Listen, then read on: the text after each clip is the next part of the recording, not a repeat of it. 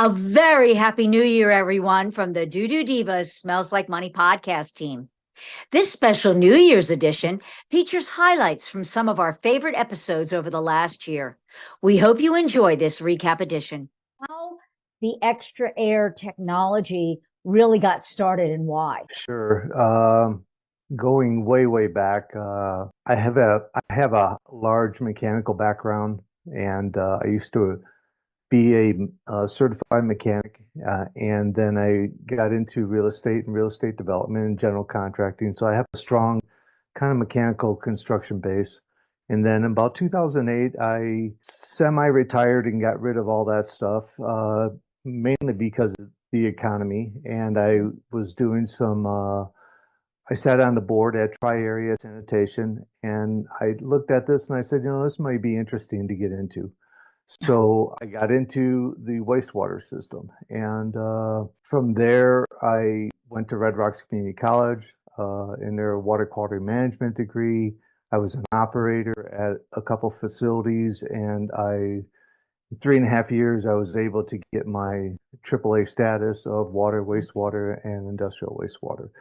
And from there, I managed a lot of facilities, some Superfund sites, and that type of stuff. Sorry, Ooh, I okay. may need to clean this up a little bit, but That's yeah. okay. So Our editor will take care yeah, of those okay. pauses and I'm kind of starting to pauses. stumble a little bit, but let That's me okay. take it into.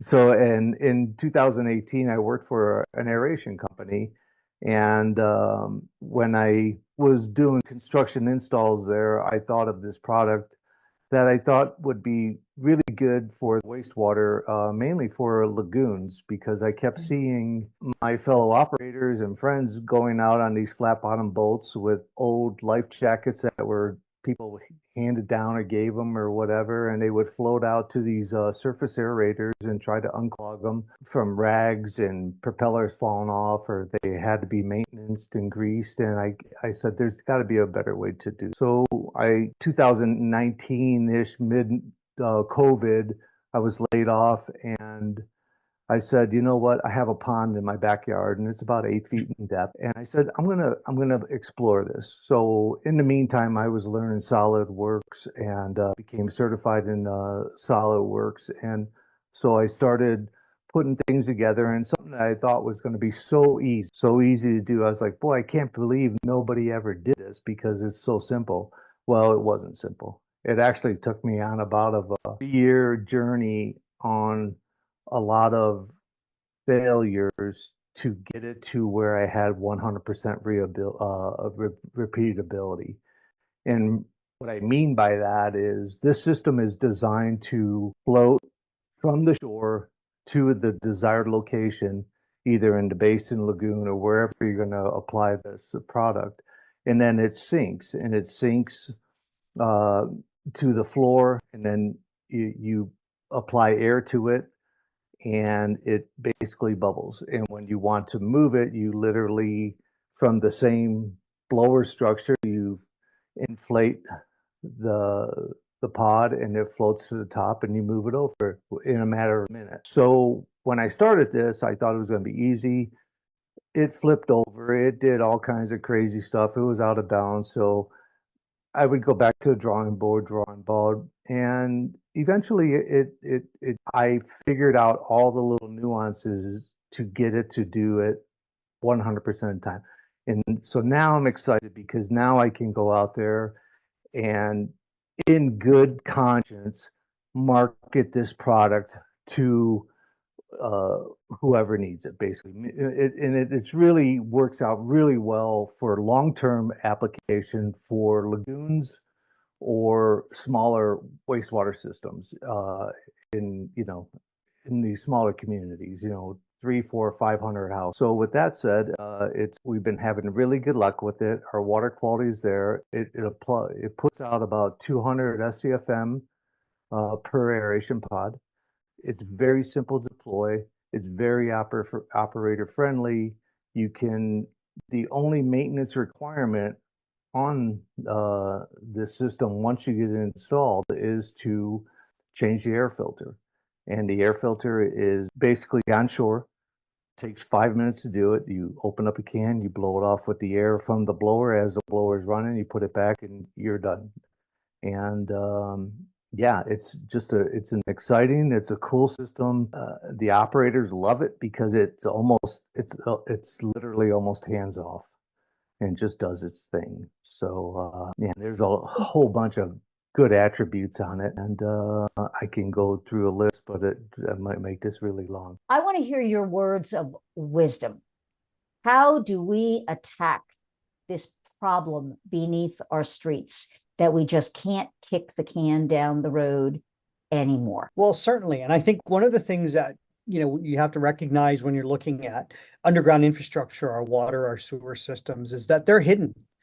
We really don't think about them until, we turn on our water and it's a different color, or we can't flush our toilets, or, things like that. Whereas if you're looking at a road or a bridge, you can physically see if there's some damage to those systems and then do those repairs hopefully before it gets too catastrophic.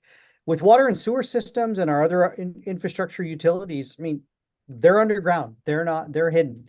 And so that means we have to be creative, and municipalities need to look at ways of assessing those systems but much like the human body, doing preventive maintenance. And so, one of the things that we do is we send cameras, CCTV cameras and other technologies within our systems so that we can go and identify and try to identify if there's some deterioration that's occurring, much like you would in a colonoscopy, right? Going in.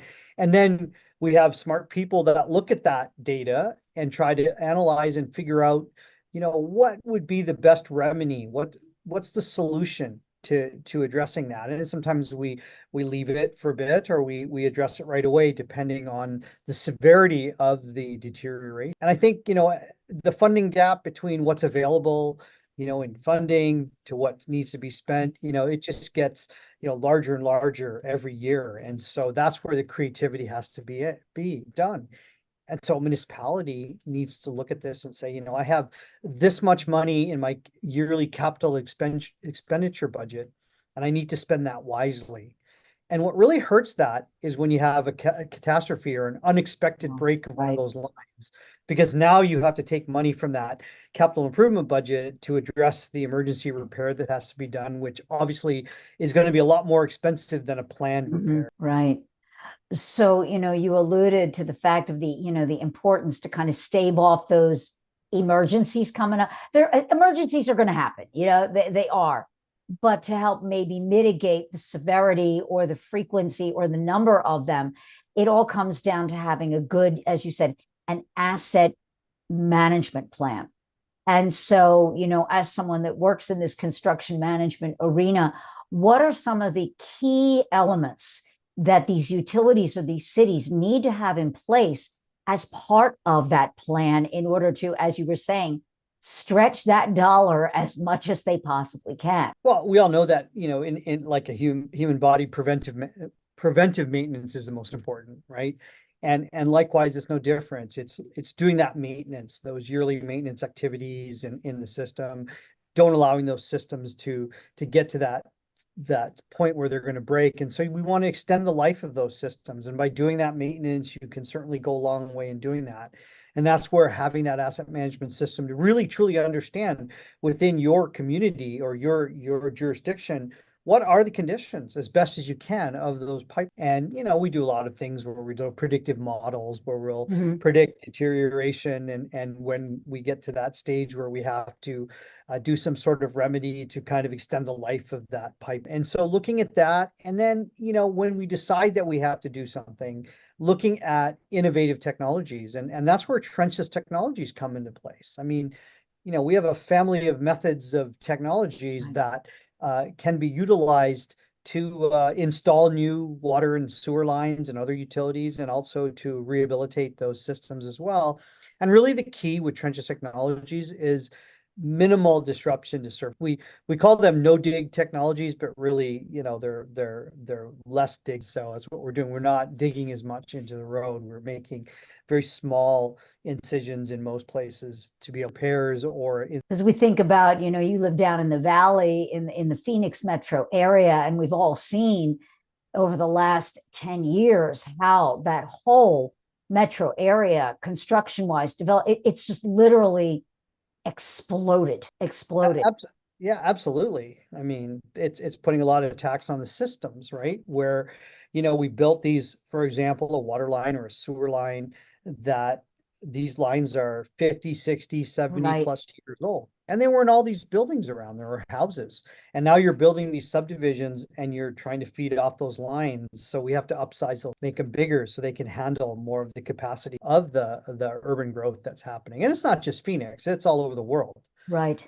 I travel internationally quite extensively, and when you go to places like Shanghai, China, or Beijing, or Sao Paulo, Brazil, I'm going to India here in a few weeks, and these are like big metropolitan cities of 20 to 30 million people Right. in the city. And so you have these systems, these water and sewer systems that really need a lot of attention to, and you just can't shut down the main street in Beijing or in Delhi or Sao Paulo or any of these big cities to repair. You have to find creative ways or trenchless technologies to be able to do those repairs without shutting down the main artery for transportation in these cities. Right. It's kind of almost forcing these cities to adopt new technologies, which, as we've seen, I haven't been able to wrap my head around this as long as I've been in the industry, is that there is such a risk aversion to new technology. There's like a fear. What if it goes wrong? Well, but what if it doesn't? And it's sometimes you don't have a choice with doing something trenchlessly. Yeah, a lot of people just assume their local fire department has those capabilities. But as I've learned and I've been able to show throughout some of the trainings I've done with various municipalities and utility companies, that is not always the case. They just assumed it. They never reached out to the actual fire department and said, hey, do you have these capabilities? Because we're doing such and such entry into a permit required space. And come to find out, the departments aren't capable. The closest rescue capabilities in some instances is over an hour away, which is not a reasonable response time. Right, especially in like a manhole or a live sewer with H2S, the response time would need to be minutes. Right. There was one instance I was doing some trainings for a utility company, and they assumed the local fire department had those capabilities, and I said, you know what? Let's find out. I pulled my phone out, put it on speaker, called the business line. Very nice lady answered the phone. I explained who I was, why I was calling. She transferred me to a captain. He answered the phone and same thing, explained to him. He was very, very cordial, was willing to help me out. I said, so we're just trying to ask, what's your capabilities? He said, we have a guy, and that when he's in town and not on vacation, he would be the one to respond. And which immediately was shocking to everybody in the room. I said, so if there was an emergency, what is your operational plan? Oh, we pull from this town and this town and this town and that town, and hopefully within about an hour, we can get enough personnel to respond to the incident. I said, well, then if that's not the case, what's plan B? Oh, we call this city, which is over an hour away, and they respond, which the look of surprise and shock on all the people in the room's face. One of them was a supervisor. And I said, not to, make you all look bad, but this is an assumption that could cost somebody their life. So you have to go through the steps. You have to reach out and see what the capabilities are. And then if they don't have it, start going with plan B. Or C. Or C, or D. However far you have to go down the line, Right. So you and I had discussed there's different ways that, a contractor or a utility can approach this. They can, have their own personnel that go through some rigorous training on how to do this and make sure that you've got multiple people. In that case, we have a guy. You can't just have a guy. He could get sick one day when something happens. Yeah. Or if you're lucky enough, if you're in a larger metropolitan area, your fire department, at very first, this is what it told me, is if you're going to be on a job site, you should probably first and foremost, before beginning, contact the local fire department to see, do we have these capabilities? And Yeah. if not, like you were saying, go to plan B. So you either have to have your own personnel Right. or you would need to contract that out. So I'd like to take that in stages, in that if you decide, okay, well, we do enough of this, does it make sense? Are we large enough? When does it make sense for you to have your own staff trained to do this? What is the training required? Talking about sharing knowledge here. And what is the equipment investment required in order for you to be prepared for the scenarios for rescue that you might Right. encounter if you want to have your own in-house staff first, and then the consideration of having this done by a third party, and how does that work? To have your own in-house team, it's a very large investment, not only in time to make sure your people are properly trained, but then in equipment. If you don't already have the equipment, it's a very large investment that you have to justify.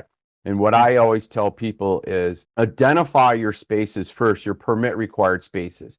What types of entries are they? Are they 100% vertical entries, or do we have some horizontal entries, which then makes extra equipment required on top of everything? Then you have to have the people who are willing to do it, all right? And they have to be committed to being that person.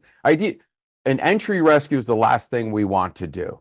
We want self-rescue first or a non-entry rescue first. To do an entry rescue is to put people into a space that's already incapacitated another or a couple individuals. So it's very hazardous and very high risk. So that's the last thing we want to do. So a lot of training involves recognition of what the issue may be.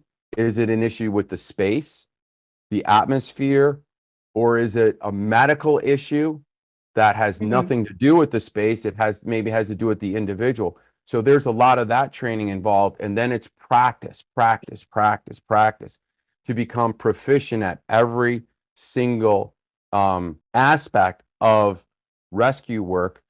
And with that practice, hopefully you develop the ability to not panic and just start rushing in, and because that's when we compound the situation. Because it's your buddy down there. Right. And 60% of all confined space deaths are from would-be rescuers. So well over half of confined space fatalities are would-be rescuers. And it's a very overpowering emotional response. As you said, that's your buddy, that's your coworker. I need to go in there to assist him, to get him out, to save them. And because it's an overwhelming emotional response, it basically blocks all capacity to step back and take a look at everything and then figure out a plan to safely do it. Your emotion just takes control over everything, and you just start rushing in. And the next thing you know, instead of one person, we have three people now we have to get out of the space, which now you need 3 times as many resources than you normally did, which if it takes a lengthy amount of time to get resources to get one person out, imagine now you're trying to get 3 people out of a space. And it's just, but yeah, teaching that ability to step back and take a breath and let's figure out what's going on before rushing in is one of the biggest challenges in any type of rescue training. Are you feeling overwhelmed by marketing and not getting the opportunities you desire and deserve? Well, you're not alone. Many businesses in our industry have struggled with this same problem until they learned and implemented what we're going to reveal in Lifting the Veil: Secrets of Top Marketers, Time-Tested Strategies, and AI Innovation. This is a very special interactive bootcamp-style workshop being presented at the upcoming 2025 WWE TT in Indianapolis. In this workshop, we're going to lift the veil on proven traditional, digital, and AI strategies that generate sales, recapture lost leads, and set you up to thrive in 2025 and beyond. Don't miss this opportunity to transform your growth and achieve your business goals in 2025 and beyond. Thanks for tuning in. We wish you all the happiest of New Year's and hope that the coming year brings us all abundance of good health, prosperity, laughter, and friends and family to share it with. We look forward to seeing you in 2025 with a new series of episodes as we continue to bring you industry know-how from industry pros that know how. Until then, keep it flowing.